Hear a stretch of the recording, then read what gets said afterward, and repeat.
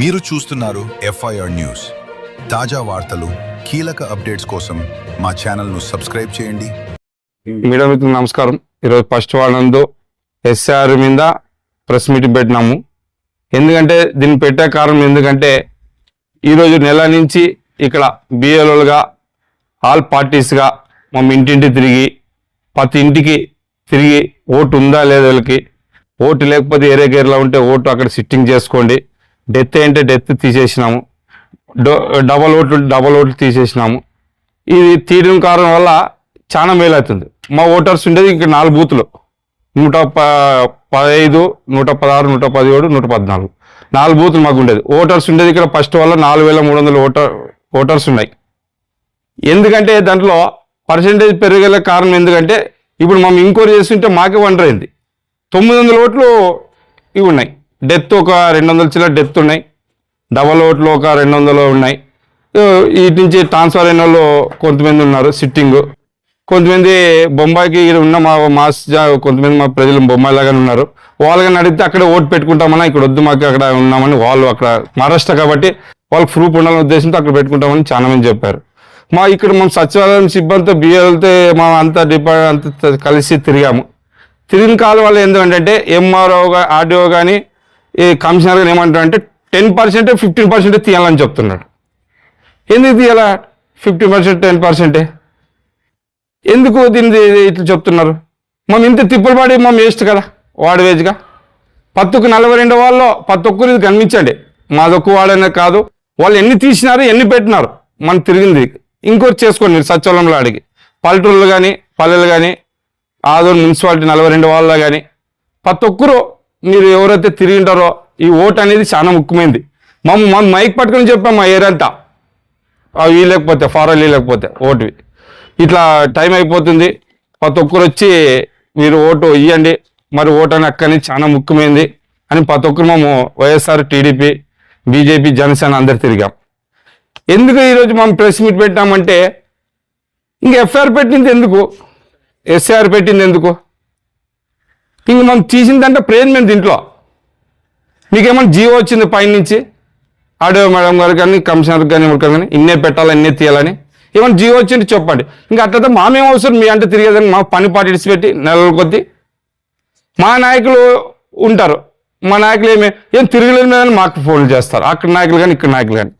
ఇక్కడ ఓటు హక్కు అనేది ఇక్కడ గేర్లో ఉన్న వాళ్ళకి తెలిసి ఉంటుంది. వాళ్ళు ఎవరు ఫ్యాన్ కింద కూర్చొని ఈ ఓటు పెట్టు ఆ ఓటు కొన్ని ఉండలే తీసేయని అని చెప్పేది ఎంతవరకు న్యాయం ఇది?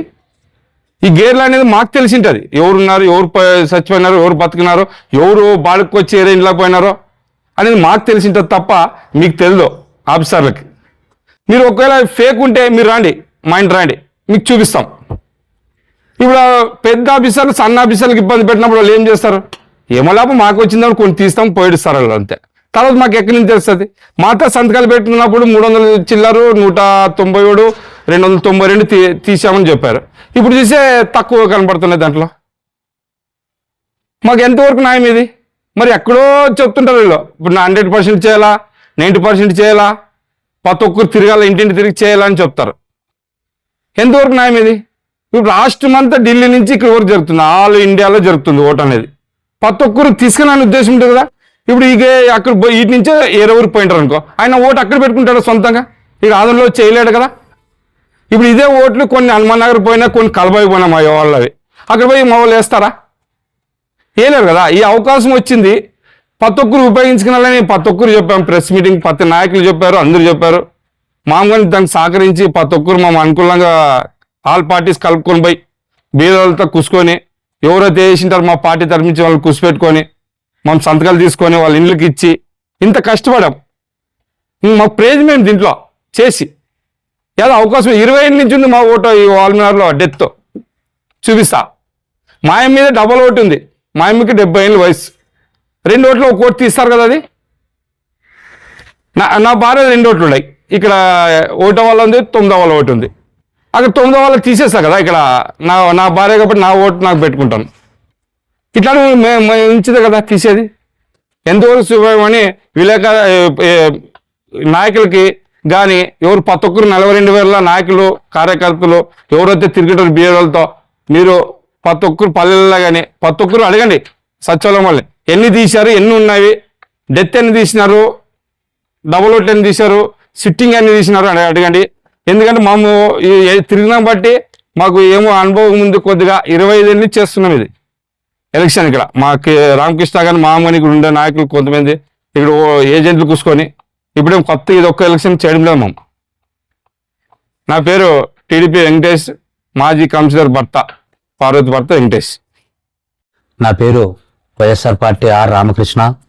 ఈరోజు తెలుగుదేశం పార్టీలు, తర్వాత వైఎస్ఆర్ పార్టీ ఈరోజు ఎస్ఐఆర్ దానిపైన జూన్ 14 నుండి జూలై 15 వరకు వినియోగించిన ఎస్ఐఆర్ అవకతవకలు జరిగినాయని ఒక కమిషనర్ గారు, ఆర్టీఓ గారు ఈరోజు 1వ వార్డులోన దానిపైన పడ్డారు.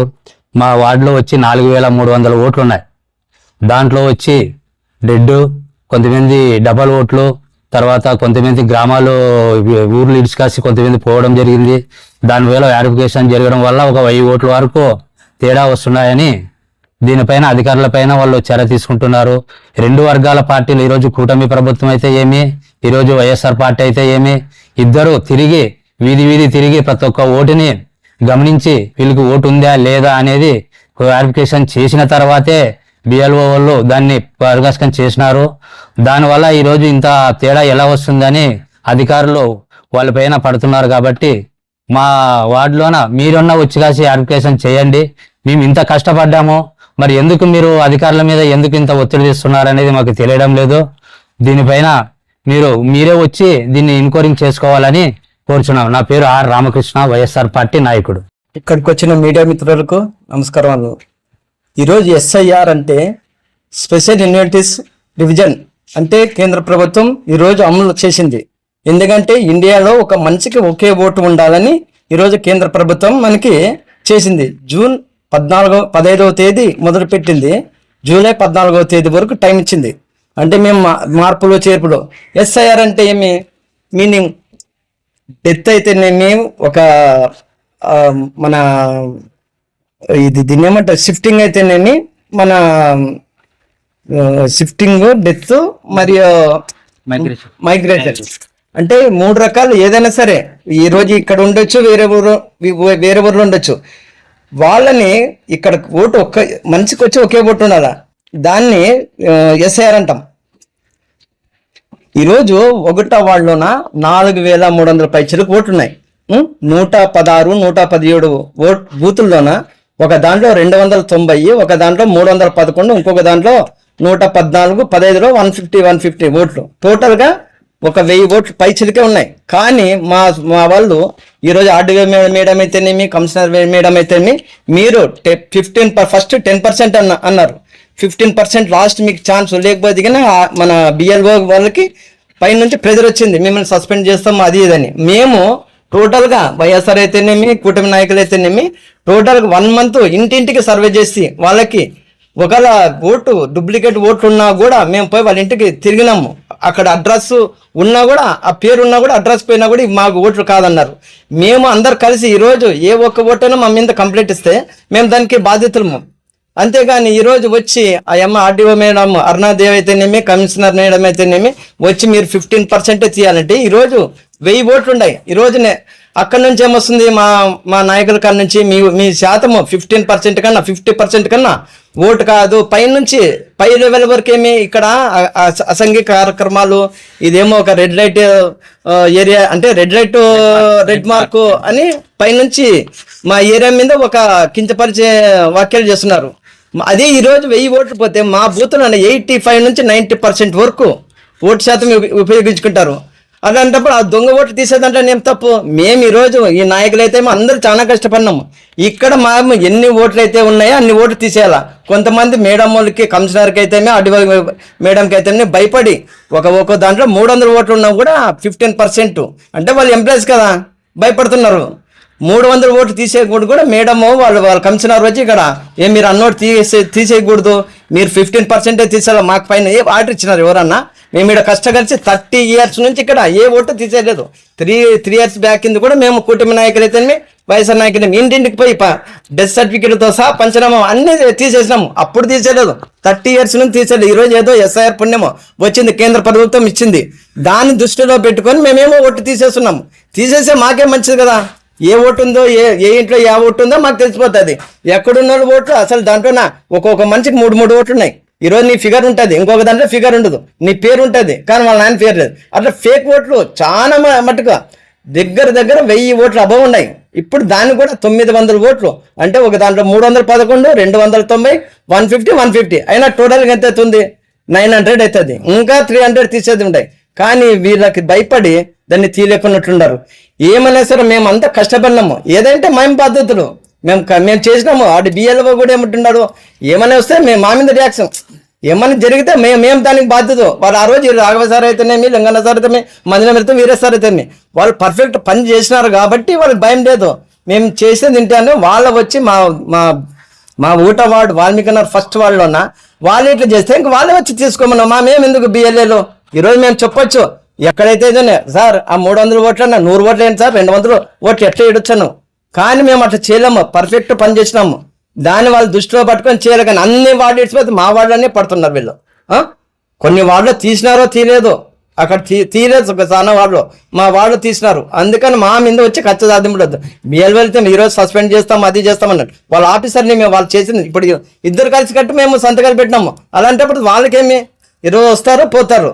ఈరోజు మాకేమంటారు, వాళ్ళ నాయకులు అయితే మా నాయకులు అయితే ఈరోజు ఏం లేదు, మీ వాళ్ళలోన 50% కూడా ఓటు హక్కలేదు, 60% ఏదంటారు. నా వాళ్ళు 170 బూత్లోన 75%, కొన్ని బూత్లో 50 కూడా రాలేదు, 52 వచ్చింది. అప్పుడు ఈ దొంగ ఓట్లు ఉండే కదా, దానికి ఫేక్ ఓట్లు ఉండే కదా. ఈరోజు బాంబేలోనే ఉండే వాళ్ళే ఒక 100 ఓట్లు ఉన్నాయి, 100 ఓట్లు ఉన్నాయి. అలాంటి ఓట్లు ఇప్పుడు వాళ్ళు ఏమన్నారు, మాకు ఈడ వద్దు, మేము అక్కడ పెట్టుకున్నాం. అలాంటి ఓట్లే 400 ఓట్లు ఉన్నాయి. మాకే ఆదోనిలో వద్దు, మా పల్లెటూరులో ఉన్నాము, అక్కడే పెట్టుకుంటామని వాళ్ళే వద్దు వాళ్ళు అనుకున్నా. వీళ్ళు వచ్చి ఏమి ప్రెజర్ పెట్టాడు మీద ఏమన్నా సరే. ఈరోజు మాకి సహకరించిన వెంకటేశ్వర అయితే, తెలుగుదేశం కౌన్సిలర్, వాళ్ళు కూటమి నాయకులు అయితే, మేము సారు అయితే అంతా కలిసి కట్టుకు ఈరోజు పక్కా ప్రణాళికతో చేసినాము. ఇంటింటికి పోయి పేపర్తో సాయిచ్చి మళ్ళీ మైక్ పట్టి సెట్ చేసుకొని గేర్ తిరిగినాము. అట్లా చేసినా కూడా రావట్లేదు కొంతమందికి. ఎందుకంటే మాది చదువు లేక అక్షర శాతం మామూలుగా అంటే 30%, 70% లేదు. వాళ్ళకి ఏముండదు. మా సార్ వాళ్ళు మేమే కష్టపడి చేపించినాము. ఈడైతేనేమి, ఎవరైతేనేమి, కౌన్సిలర్ అయితేనేమి, ఆ కౌన్సిలర్ అయితేనేమి, ఈడ ఉండే వాళ్ళందరూ కష్టపడినారు. మేము చేసినాం. ఈరోజు వాళ్ళు వచ్చి మా వార్డు మీద ఇన్ని ఓట్లు ఎట్లా ఉంటే మాకు ఉంది. మేము పెద్దవాడు, ఒక్కొక్క బూత్ 1300 ఉన్నాయి. దాంట్లో రావా 300, 290 రావా? దానికి వచ్చి లేదు మీరు 100 ఓట్లే తీసేయాలా, 150 ఓట్లే తీసేయాలా అని అంటే మేము ఎన్ని ఓట్లు ఉంటే ఫేక్ ఓట్లు అన్ని ఓట్లు తీసేస్తాము. దీనివల్ల మేము ఎక్కడికైనా పోతాము. ఈ రోజు మీకు ఇచ్చినాము, రేపు సబ్ కలెక్టర్కి అయితేనేమో ఎవరికైతేనేమో మెమోరాండం ఇస్తాము. ఇట్లా నా పేరు వైఎస్ఆర్ కార్యకర్త బి మల్లికార్జున. ధన్యవాదాలు. ఈరోజు ఈ మీడియా సమావేశం ఏర్పాటు చేయడం ముఖ్య కారణం ఏంటంటే, గత పోయిన నెల 15వ తారీఖు జూన్ 15వ తారీఖున SIR స్పెషల్ ఇన్సెన్సిటివ్ రివిజన్ దీని ప్రక్రియలో భాగంగా ఈరోజు ఉద్యోగస్తులందరూ కూడా ఓటు సవలింపు కార్యక్రమంలో పాల్గొన్నారు. వారితో పాటు బిఎల్ఏలుగా మేము కూడా బిఎల్ఓ సపోర్ట్ మేము కూడా వారితో పాటు ఇంటింటికి తిరిగి సమగ్రమైన విచారణతో ఓట్లు కూడా కొన్ని బ్లర్ ఓట్లు ఉన్నవి, డబల్ ఓట్లు ఉన్నవి, డెత్వి, ఇవన్నీ కూడా విచారణలోనే సమగ్రంగా విచారణ జరిపిన తర్వాతనే వీళ్ళకి అధికారులకు ఇవ్వడం జరిగింది. మా సలహా మేరకే అందరూ సలహా మేరకే నిర్ధారణ చేసిన తర్వాతనే ఇవన్నీ ఓట్లు తొలగించడం జరిగింది.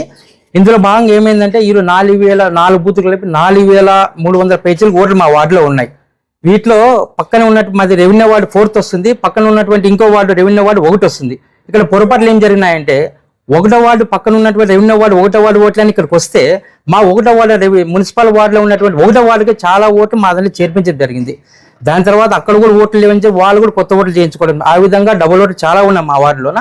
దాని తర్వాత వాటి స్కోరే మా దాంట్లో ఎక్కువ పెరిగిండేది. దీని తర్వాత ఈ ప్రక్రియ అయిపోయిన తర్వాత మళ్ళీ మా ఊరు కొత్త ఓట్లు ఎక్కించే కార్యక్రమం మళ్ళీ ఉంటుంది. సుమారుగా యూత్ పిల్లలు మొత్తం 18 దాటినటువంటి మొత్తం కూడా 500 దాకా మా వార్డులో కూడా ఉండే అవకాశం ఉంది పిల్లలు. దీని తర్వాత ఒక్కొక్క బూత్కి వచ్చేసి 1500 కంటే ఎక్కువ మించకూడదు.